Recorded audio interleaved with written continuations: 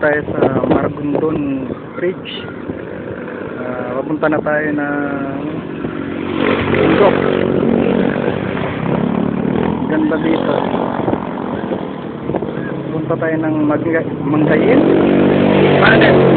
So, ating mabuting Pangulo, pinagawa yun para may daanan tayo. Shortcut sa bundok. Ganda dito.